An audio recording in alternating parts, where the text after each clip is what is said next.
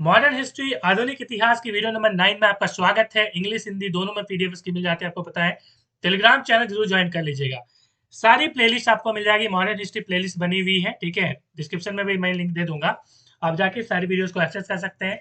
हमने स्टार्ट किया था 1757 की क्रांति से, ठीक है। उसके पहले भी हमने पुनर्जागरण जो काल है वहां से स्टार्ट किया था, क्योंकि वहीं से जो है मॉडर्न हिस्ट्री स्टार्ट होती है। तो जरूर हमें एक रूपरेखा दिमाग में रहनी चाहिए कि आखिर ये चीजें हो क्यों रही है, ठीक है। चलिए स्टार्ट करेंगे। आज हम लोग देखने जा रहे हैं भारत में पुनर्जागरण कब हुआ, ठीक है। तो हमने यूरोप में पुनर्जागरण काल देखा था कि 13वीं से 17वीं शताब्दी, ठीक है। किसी बुक में 13वीं से 16वीं मिलेगी, कहीं पे 14वीं से 17वीं मिलेगी, ठीक है। तो 13वीं से 17वीं हम लोग मान के चलते हैं कि ये टाइम पीरियड रहा पुनर्जागरण का। सवाल उठता है पुनर्जागरण है क्या? पुनर्जागरण नाम से ही लग रहा है, पुनः जागरण, जागरण का मतलब जागना। तो फिर से जागना, क्या हम लोग सोए हुए थे? हम लोग सोए हुए थे का मतलब ये है कि हमारे पास इतिहास में कई सारे ऐसे ग्रंथ थी, हमारे पास ज्ञान था, हम ठीक है, हमारे पास विज्ञान भी था, मगर कहीं न कहीं हम उसे भूल गए थे, ठीक है। तो यूरोप में भी ऐसे लोग भूल गए थे, मगर पुनर्जागरण काल में दोबारा उन जो साहित्य थे वो अलग-अलग भाषाओं में जो है वो संपादित हुआ, जिसके कारण आम जो जनमानस है वो उसे पढ़ सकी। क्योंकि यदि भारत के संदर्भ में हम लोग बात करें, तो कई सारे लिटरेचर ऐसे हैं कि जो पाली भाषा में लिखी गई थी या संस्कृत वगैरह में लिखी गई थी। तो एक खास जो वर्ग था, ठीक है, उसमें जो है वो जो है इस चीज़ को पढ़ते थे और कहीं न कहीं लोगों को मतलब बाधित भी करते थे कि लोग पढ़ ना पाएँ, ठीक है, ऐसी भी चीज़ें होती थी। तो कहीं न कहीं वो जो कुप्रथाएँ थी, चाहे हम लोग बात करें जातिवाद, चाहे हम लोग बात करें ब्राह्मणवाद, चाहे हम लोग बात करें अलग-अलग चीज़ें, जो स्त्री प्रथा थी, ठीक है, स्त्री जो कुप्रथाएँ थी, सती प्रथा थी, इस तरह की चीज़ें हुई। और जो पुनर्जागरण काल है, इसमें इन सभी चीज़ों का दमन धीरे-धीरे स्टार्ट हुआ, ठीक है। तो इसे कहते हैं भारत में पुनर्जागरण। और ये कब हुआ? 19वीं शताब्दी में भारत में हुआ। यदि यूरोप के संदर्भ में बात आपसे सवाल पूछा जाए कि यूरोप में पुनर्जागरण कब हुआ, तो याद रखिएगा 13वीं से 17वीं। मैं बार-बार बोल रहा हूँ कि किसी-किसी बुक में 14वीं से आपको 17वीं मिलेगा, कहीं पे 13वीं से 16वीं मिलेगा। तो ऑप्शन के अकॉर्डिंग आप टिक करिएगा, ठीक है। इसी तरह का ऑप्शन आपको देखने को मिल सकता है। चलिए स्टार्ट करेंगे आगे। अब हम लोग बात करें तो अलग-अलग पर्सनैलिटी ने अलग-अलग काम किया यहाँ पे पुनर्जागरण में। सबसे पहला नाम गोपाल हरि देशमुख। हो सकता है आपको लिस्ट में इसका नाम ना देखने को मिले, बट ये काफ़ी इन्होंने काम किया, ठीक है। और सवाल एग्ज़ाम में पूछा जाता है, यदि बीपीएससी का उठा के देखिएगा तो आपको पता लगेगा कि मेरी वीडियो से कितने प्रश्न आते हैं, ठीक है। और झारखंड सीरियल वगैरह भी काफ़ी इंपॉर्टेंट है। हालाँकि सभी एग्ज़ाम के लिए इंपॉर्टेंट है हिस्ट्री। चलिए आगे हम लोग बात करते हैं। गोपाल हरि देशमुख, लोकहितवादी। इन्होंने क्या किया? स्त्री जो कुप्रथा थी, उनके ये आलोचक थे, ठीक है। और यहाँ पे आगे बात करें तो उन्होंने एक स्टेटमेंट दिया था जो कि एग्ज़ाम में पूछा जाता है। ईश्वर ने स्त्री और पुरुष को समान रूप से उत्पन्न किया है, अतः उन्हें समान अधिकार प्राप्त हैं। ये जो है उन्होंने स्टेटमेंट दिया था, तो ये दिमाग में रखिएगा। आगे हम लोग नाम लेंगे महात्मा ज्योतिराव फुले, ठीक है। तो ये माली के लड़के थे और काफ़ी इन्होंने जो है अपना योगदान दिया। डेफ़िनेटली आपने सुना होगा कि सत्यशोधक समाज की जो स्थापना है, जो 24 सितंबर 1873 को की गई, इन्होंने ही किया था, ठीक है। और इन्होंने कई कार्य किए। पुणे में लड़कियों का पहला विद्यालय इन्होंने ही खोला 1848 में। इनकी पत्नी जो सावित्री बाई जी थी, उन्होंने विद्यालय जो है, इस विद्यालय में जो लड़की का पहला जो विद्यालय था, इसमें वो पढ़ाती थी। हालाँकि जो लोग हैं, उनको काफ़ी जो है मतलब एक तरह से क्या करते थे कि भई तुम पढ़ाने जा रही हो, ठीक है? क्योंकि महिलाओं को उस टाइम में पढ़ना मतलब पढ़ाना तो दूर की बात है, पढ़ना भी बहुत मुश्किल था, ठीक है? तो इस तरह की मतलब दंश को झेलते हुए भी उन्होंने जो है लड़कियों को पढ़ाया और आगे उन्होंने काफ़ी सामाजिक कार्य किए। आगे हम लोग बात करें तो फुले जी ने अपने घर में बाल हत्या प्रतिबंधक जो गृह है, वो भी इन्होंने जो है आरंभ किया, ठीक है? आगे हम लोग बात करें तो काफ़ी इम्पोर्टेंट है ताराबाई शिंदे। इन्होंने काफ़ी इम्पोर्टेंट कार्य किया और स्त्री-पुरुष तुलना, इन्होंने एक जो है यहाँ पे ग्रंथ की रचना की 1882 में। ये एग्जाम में सवाल पूछा जाता है कि स्त्री पुरुष तुलना, ये जो ग्रंथ है, ये किसने जो है रचना की? ताराबाई शिंदे जी ने की। और यहाँ पे ये जो ग्रंथ है, ये प्रभावित है जो ज्योतिराव फुले हमने देखा, उनके जो है कार्यों से ये प्रभावित है। ये काफी इंपॉर्टेंट है। और बुल्ढाना क्षेत्र की इस मराठा स्त्री ने अत्यंत तीखी भाषा में स्त्रियों के अधिकारों का वर्णन किया है, मतलब समर्थन किया है, ठीक है। ये काफी इंपॉर्टेंट है। आगे हम लोग बात करें महर्षि धोडो केसर कर्वे, ठीक है। काफ़ी इंपॉर्टेंट नाम है, शायद आपने ना सुना हो, मगर इन्होंने काफ़ी कार्य किया है। यहाँ पे कई सारे नाम हैं जो शायद आपने न भी सुना हो। मैं बोल रहा हूँ बार-बार, हो सकता है कि ट्यूशन में ना दिया हो, लेकिन एग्ज़ाम सवाल पूछा जाता है, ठीक है? विधवाओं की शिक्षा हेतु अनाथ बालिका आश्रम की स्थापना इन्होंने की। उनके प्रयासों के फलस्वरूप प्रथम जो महिला विश्वविद्यालय है वो जो है निर्माण इन्हीं के प्रयास स्वरूप हुआ। उसके बाद अगला नाम लेंगे महर्षि विठल राम जी सिंधे जी। ठीक है, काफी नाम इंपॉर्टेंट है इनका।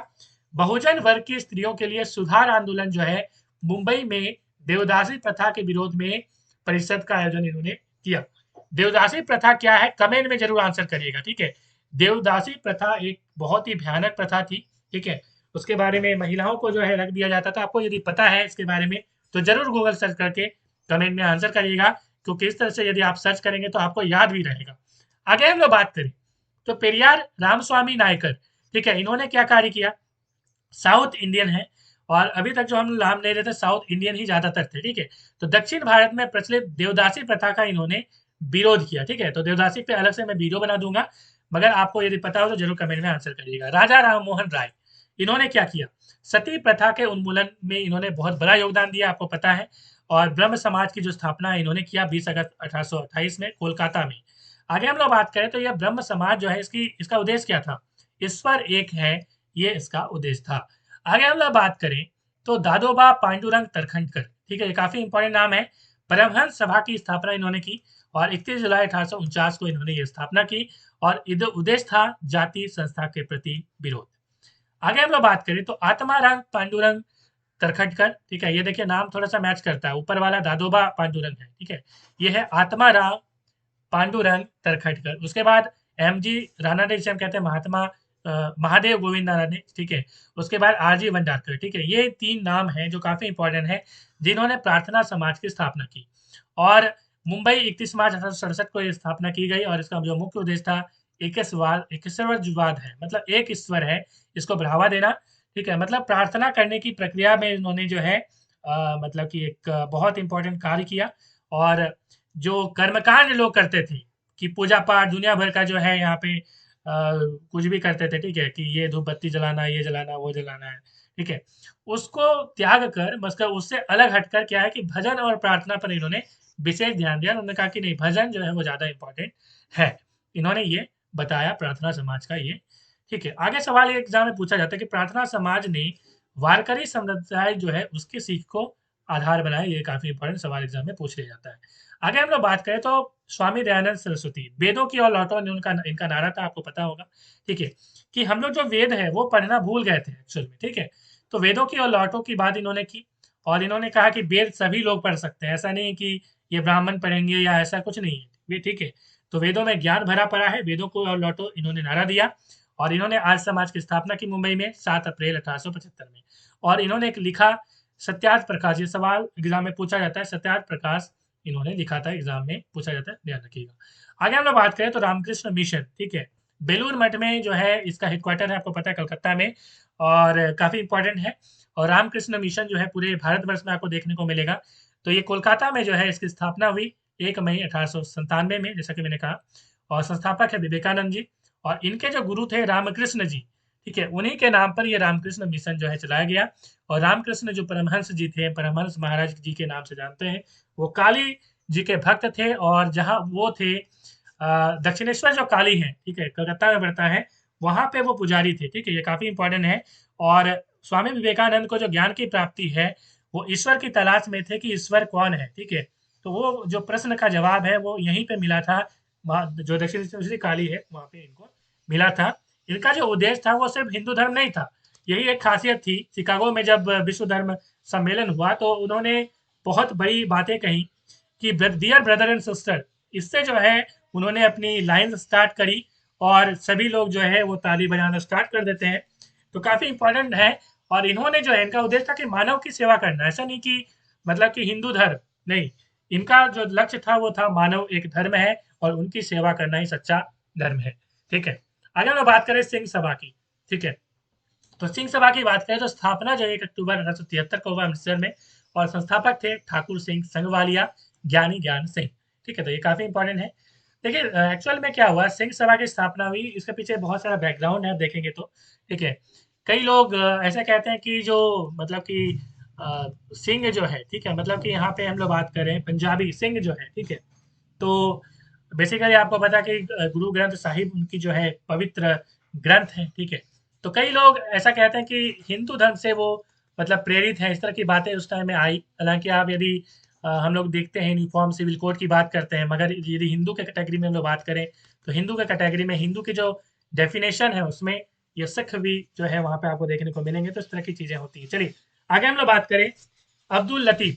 तो अब्दुल लतीफ़ जो है द मुहम्मदन लिटरेरी सोसाइटी इन्होंने स्थापना करी, उसके बाद है सर सैयद अहमद खान। तो काफ़ी इंपॉर्टेंट है, सर की उपाधि इनको मिली थी सर सैयद अहमद खान, और इन्होंने एक बहुत बड़ी संस्था की स्थापना की। सवाल एग्जाम में पूछा जाता है, मुहम्मदीन एंग्लो ओरिएंटल कॉलेज, और इसी का नाम आगे बढ़कर अलीगढ़ मुस्लिम यूनिवर्सिटी से एएमयू कहते हैं।